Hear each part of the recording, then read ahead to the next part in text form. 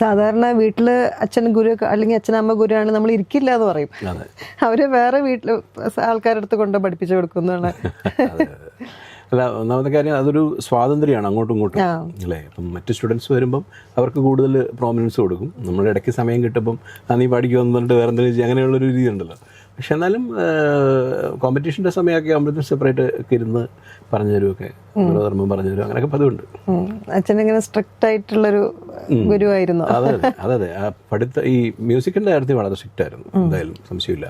മറ്റുള്ളവരോട് പറയുമ്പോഴും അതുപോലെ പഠിക്കുന്ന കാര്യങ്ങൾ പറയുമ്പോഴും കോമ്പറ്റീഷനിൽ പാർട്ടിസിപ്പേറ്റ് ചെയ്യുന്നതിന് സന്തോഷമേ ഉള്ളൂ അച്ഛന്. പക്ഷേ അതിൻ്റെ മത്സരത്തിനെ അതിൻ്റെ ഫലത്തെക്കുറിച്ച് അച്ഛനൊട്ടും ബോധേഡല്ലായിരുന്നു. അച്ഛൻ എപ്പോഴും പറയുമായിരുന്നത്. കാരണം ഇപ്പം അച്ഛന് പരിചയമുള്ള ഒരുപാട് പേര് ജഡ്ജസും ഒക്കെ കാണുമായിരിക്കും, ആരാന്നൊന്നും നമുക്കറിയില്ലല്ലോ.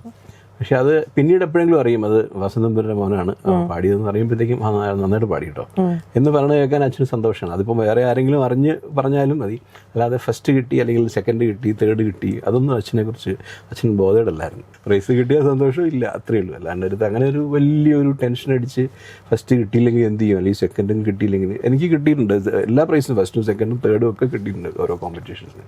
പക്ഷെ അത് എൻ്റെ വീട്ടിലെ ഒരു ആറ്റിറ്റ്യൂഡ് എങ്ങനെയായിരുന്നു, നന്നായിട്ട് പാടണം,